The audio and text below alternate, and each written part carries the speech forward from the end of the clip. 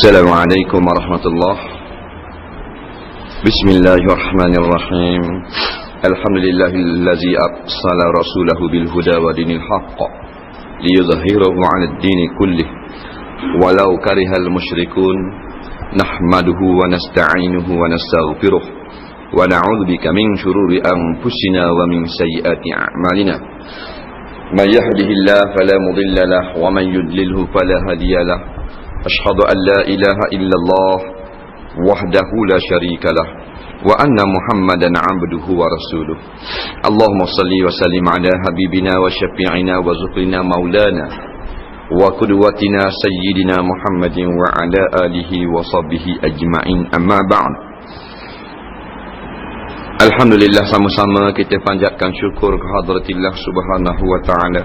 Dengan limpah dan kurnia kita dapat hadir di rumah Allah yang begini mulia dalam suatu sesi kuliah maghrib. Mudah-mudahan Allah Ta'ala terima amal kita pada malam ini, dan apa yang kita lakukan sekarang ini akan terhitung di sisi Allah Subhanahu Wa Ta'ala sebagai suatu amal soleh yang akan tetap memberi keuntungan kepada kita pada hari kita bertemu dengan Allah Subhanahu Wa Ta'ala nanti. Kita lihat keadaan umat manusia mutaakhirin ini semakin lalai daripada perintah-perintah agama, semakin meninggalkan ke belakang segala peraturan-peraturan agama.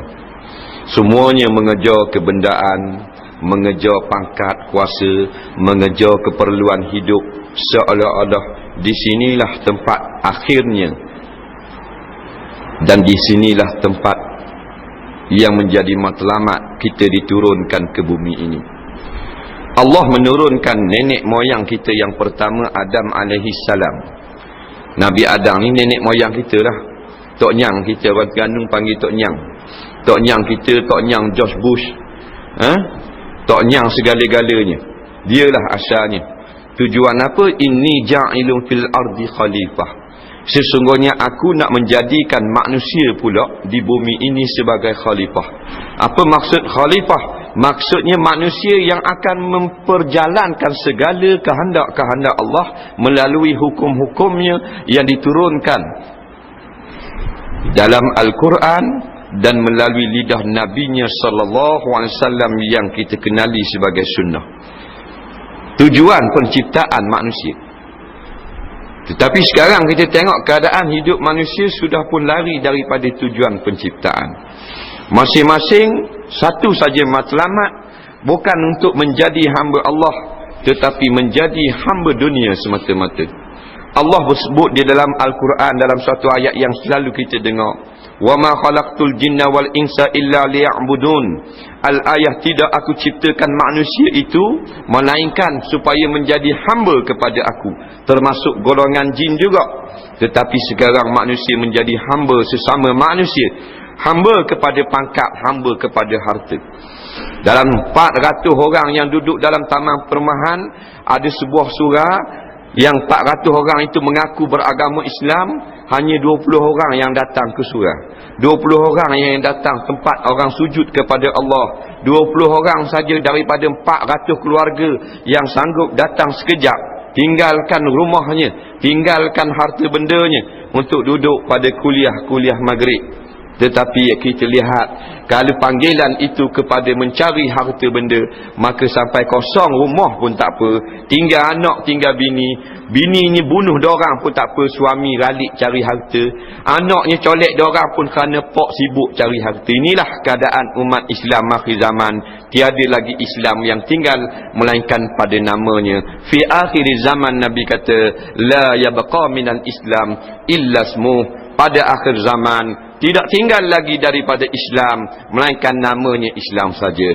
Perbuatannya tidak Islam, tingkah lakunya tidak Islam, apa yang dicari bukan yang disuruh oleh Islam, namanya saja Islam. Kita tengoklah yang berkeliaran sekarang, yang tidak sujud kepada Allah dalam waktu maghrib. Kita panggil, kita tengok IC dia, Muhammad, nama Idris, nama Abdullah, nama Khatijah, nama Fatimah, nama-nama saja Islam, tetapi perangai tidak ubah seperti al-Yahud wan Nasara, enggan sujud kepada Allah, sama ada di pihak atasan ataupun rakyat bawahan. Masing-masing berpakat untuk derhaka kepada Allah pagi dan petang, siang dan malam. Sama ada kecil ataupun besar, tua muda, jantan betina, masing-masing enggan lagi untuk tunduk kepada peraturan Allah. Beberapa kerat saja yang sanggup datang untuk sujud pada Allah di rumah-rumah Allah. Tak berapa orang saja yang tinggal untuk duduk pada kuliah-kuliah agama.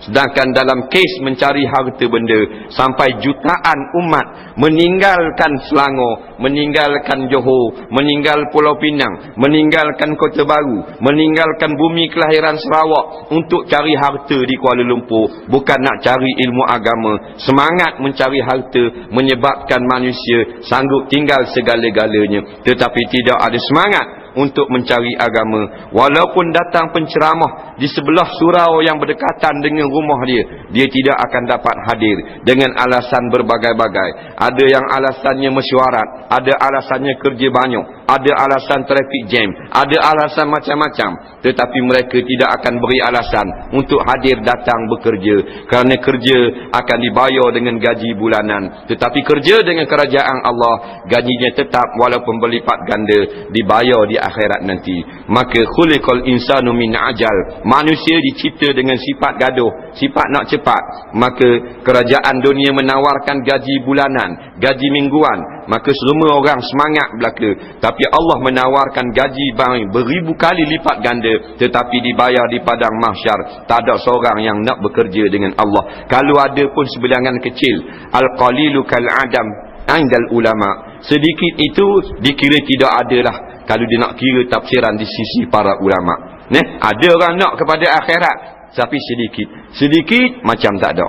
Kita tengoklah keadaan adik kakak kita. Sepupu kita, anak saudara kita, adik-beradik kita, berapa orang alim dalam ilmu agama. Ramaknya tak sampai 10 orang. Kita bilanglah adik-beradik kita, tok besang kita, ipar kita, birah kita, sepupu kita, anak sepupu, berapa orang ulama. Maknanya berapa orang yang mengorbankan harta benda mencari ilmu akhirat. Tak ada langsung. Kita bilang pula dalam keluarga kita, abang kita, kakak kita, ipar kita, duai kita, sepupu kita, dua pupu kita, pak menakang kita, berapa orang cari harta benda dunia? Semua cari dunia. Sebab tu kita tengok sekarang umat Islam cukup dengan harta benda, tetapi jahil dengan ilmu akhirat. Inilah yang Allah sebut dalam Quran, walakinna aksaran nasi la ya'lamun. Dan sesungguhnya majoriti umat manusia adalah jahil-jahil belaka tentang agama. Ya'lamuna zahiran minal hayatid dunya. Mereka alim dalam bab ilmu dunia saja. Wa hum anil akhirati hum ghafilun. Tetapi mereka dalam bab ilmu akhirat, ilmu agama, mereka adalah umat yang paling jahil. Betul sungguh. Kita tengok berapa orang adik-beradik kita ustaz, berapa orang adik-beradik kita tuan guru, berapa orang saudara mara kita pangkat ulama. Tak ada. Tapi yang cari harta benda dunia, tak muat lori, tak muat kapal terbang, semuanya kejar harta benda dunia. Hak kecil, hak besar, hak cacat, hak boleh berjalan, hak berlari, hak motosikal, hak lori, hak kereta, semua matlamat yang satu, untuk dapat gaji cukup bulan. Dengan duit dapat kesenangan. Makin bersenang, makin senang, makin senang. Lupa dengan ilmu akhirat. Kita akan ditanya di dalam alam barzah nanti. Jawapan kita dengan ilmu akhirat, bukan dengan ilmu dunia. Tidak akan ditanya di dalam kubur, kubur nanti. Apa bendanya dalam ilmu akademik. Dia tak tanya dalam masalah bahasa Malaysia. Dia tak akan tanya pada masalah sains. Dalam kubur dia tak akan tanya masalah kimia, masalah yang berbagai-bagai sastra dan seumpamanya. Tetapi ilmu yang berkait dengan agama. Marabbuka, siapa Tuhanmu? Ilmu ketuhanan. Wa man nabiyuka, ilmu sirah, ilmu mengenal Rasulullah. Wa ma'tiqaduka, ilmu akidah. Barang siapa yang tak tahu ilmu akidah, maka terkebir-kebir tak dapat menjawab di alam barzakh. Tetapi ilmu-ilmu yang akan ditanya di akhirat nanti, kita tidak cari. Kita sibuk anak cucu kita dengan ilmu yang sama-sama berebut segala kafir-kafir laknatullah di atas muka bumi. Kafir laknatullah berebut ilmu fizik, anak kita pun berebut juga dengan ilmu fizik, sibuk sangat. Kafir laknatullah duk sibuk ilmu bahasa Inggeris, kita pun sibuk dengan ilmu bahasa Inggeris. Kita sama-sama lupa seperti kafir laknatullah yang tidak sedar mereka akan ditanya tentang ilmu akidah, ilmu i'tiqad. Tak usah kata anak kita tak reti i'tiqad ahli sunnah wal jamaah. Sedangkan dia antara soalan yang ijma' ulama akan ditanya kepada kita, wa ma'tiqaduka, apa i'tiqad kamu wahai si fulan anak si fulan. Kalau kita sah akidah kita sentiasa duduk di depan ulama-ulama dalam mendengar ilmu tauhid, ilmu akidah, ilmu iman, maka sahihlah i'tiqad kita, maka kita akan dapat menjawab insya-Allah dengan jawapan yang terang lagi fasih. Tengok keadaan yang berlaku sekarang. Nah, masing-masing handal dengan ilmu pengetahuan dunia, tapi kalau dalam bab akhirat memang tak reti nak jawab. Memang pun nah, kita alim dalam bab dunia, kita jahil dalam bab akhirat. Kenapa terjadi demikian? Kerana hati kita ini telah diracuni begitu lama bahawasanya ilmu dunia sangat penting, sehingga kita terlupakan perkara yang lebih penting, iaitulah ilmu akhirat. Kita duduk di dalam dunia, kita berasa duduk takut lagi dengan kehidupan dunia, sedangkan kita telah pun berada di dalam dunia. Kalau orang duduk dalam rumah, dia cari pula rumah tu, mana tak berapa betul lah kepala otak dia. Nah, ataupun maknanya dia tengok ayah ni, gua ni cari benda ayah. Kejap pergi dapur, kejap pergi ruang tamu. Siapa tak tidur lagi ayah? Ayah pun jawab, cari rumah. Anak dia jawab, ayah telang pi kuda ke? Yang cari duduk dalam rumah, cari rumah lagi. Nah, duduk dalam rumah tak payah cari rumah dah lah. Pasal duduk dalam rumah, maka kita duduk di dalam dunia sepatut tidak bimbang lagi dengan kehidupan dunia. Yang kita bimbang dengan kehidupan di akhirat nanti, kerana akhirat kita masih belum lagi berada. Kita bimbang, Allah akan tanya kita, kamu duduk di Kuala Lumpur hari itu sekian hari bulan, kamu lihat tak kemungkaran di depan mata? Apa yang kamu buat? Adakah kamu benci kepada kemungkaran? Apa kita nak jawab? Kalau kita duduk surga, duduk masjid, padang kata tasbih, subhanallah, subhanallah, subhanallah, kita akan dipertanggungjawabkan di hadapan Allah kerana membiarkan bumi Kuala Lumpur penuh dengan maksiat.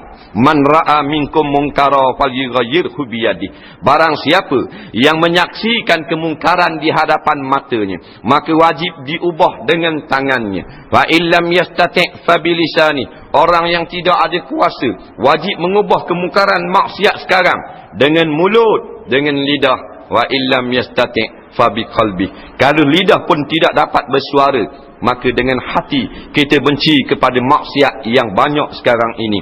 Wazalika ad'aful iman. Benci maksiat di dalam hati adalah iman yang paling lemah. Adakah kita duduk dalam kumpulan yang ketiga dengan iman yang paling lemah? Tak boleh semua bersikap demikian. Bahkan sebahagian daripada kita mestilah menggunakan kuasa dan mulut untuk mengubah kemungkaran. Kita pasti akan ditanya. Kita duduk dalam bumi yang penuh dengan malapetaka, bumi yang penuh dengan dosa dan maksiat.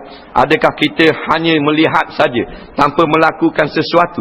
Kalau kita melihat saja kemungkaran yang berlaku sekarang di dalam bumi Kuala Lumpur ini, maka doa kita tidak akan diterima lagi oleh Allah Subhanahu wa ta'ala. Dan kita pasti akan dibala bersama-sama dengan kaki-kaki maksiat, dengan kaki zina, kaki judi dan kaki arak. Walaupun kita sujud 5 kali sehari kepada Allah di dalam semayang 5 waktu, Nabi menjanjikan doa kita tetap tidak akan diterima, dan kita sama-sama akan dilingkupkan bersama golongan-golongan maksiat di luar sana. Innallaha la yughayyiru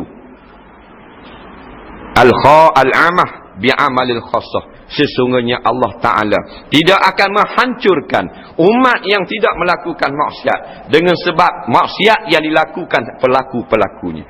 Memang begitu. Nabi kata kita yang tak melakukan dosa, Allah tak akan azab kita dengan sebab dosa yang dikerjakan oleh golongan-golongan di luar sana. Walakin iza zahara fi zahranaihim, tetapi bila maksiat telah pun bermaharaja lela. Sekarang ni lah, betul tak? Bercambah dengan begitu banyak maksiat. Betul tak? Wahum qadiruna ala an yunkiru. Kamu semua yang tak melakukan maksiat, tak melakukan dosa, mampu untuk mengubah, mampu untuk mencegah, mampu untuk menegur. Walam yungkiru, tetapi kamu tidak mencegah pun. Kamu hanya duduk surau, padang dengan program kuliah, padang dengan program ratik, padang dengan program baca Yasin, tak bertindak untuk menghentikan segala maksiat yang berlaku. Iza fa'alu zalika, bila kamu semua berbuat demikian, kamu hanya memada dengan amal ibadat kamu, sedangkan di luar sana manusia melakukan maksiat sewenang-wenang. Kamu tidak mencegah, kamu tidak bina satu jemaah untuk menghentikan maksiat tersebut. Azaballahul khasah wal amah. Allah pasti akan menghancurkan golongan pelaku maksiat dengan kamu sekaligus yang tidak melakukan maksiat. Na'udzubillahi min zalik. Nampaknya itulah saat yang telah dekat bagi kita. Dalam hadis yang lain, wa fi riwayatin fala yustajabu lakum. Pada ketika itu kamu tidak akan diperkenankan lagi doa. Maka sahabat-sahabat tercengang. Buana Rasulullah, kalau orang Islam tak buat dosa, hak lain buat dosa, Allah hancurkan bersama-sama.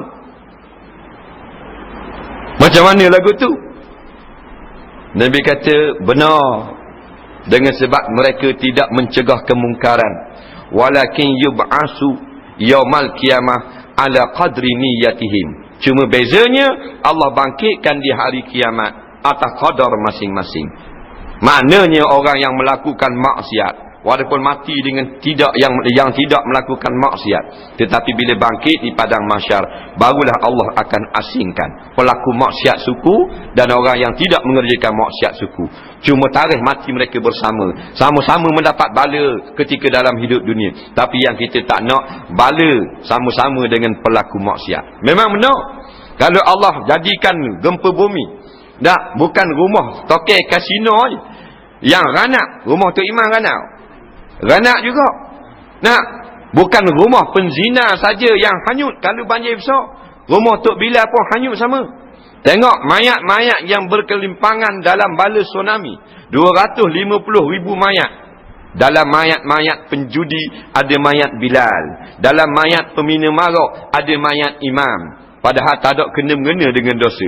Tetapi dengan sebab mendiamkan kemungkaran, Allah hancurkan segala-galanya sekaligus. Kanak-kanak yang tidak berdosa turut sama dibinasakan oleh Allah Subhanahu Wa Taala. Ada orang cakap dalam surat khabar, oh Malaysia okey, tak ada gempa bumi. Kita tak ada gempa bumi. Malaysia bagus, tak ada gunung berapi. Malaysia bagus, tak ada taufan. Kita relax, kita jangan bimbang. Ini orang yang jahil beragama. Ini orang tak layak bercakap. Tetapi kenapa kita orang jahil bagi bercakap, orang alim tak boleh bercakap? Tengok dalam TV lah. Nak, kalau orang jahil bercakap, 15 mikrofon depan.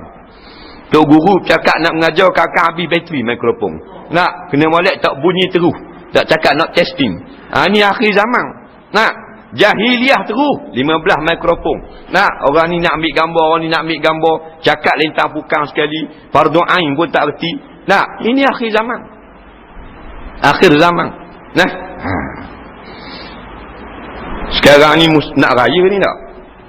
Tahun ni kita bertuah 3 kali raya dah. Nah, baru ni raya puasa, lepas tu raya haji pula. Nah, raya ni tak mau baju raya, dia nak bendera raya. Nah, keluar pula kenyataan pilihan raya tak ada kena-mengena dengan akhirat. Ini satu lagi kejahilan yang sangat-sangat. Tidak ada suatu benda yang kita lakukan di atas muka bumi ini yang tidak berkait dengan akhirat. Tak usah bercakap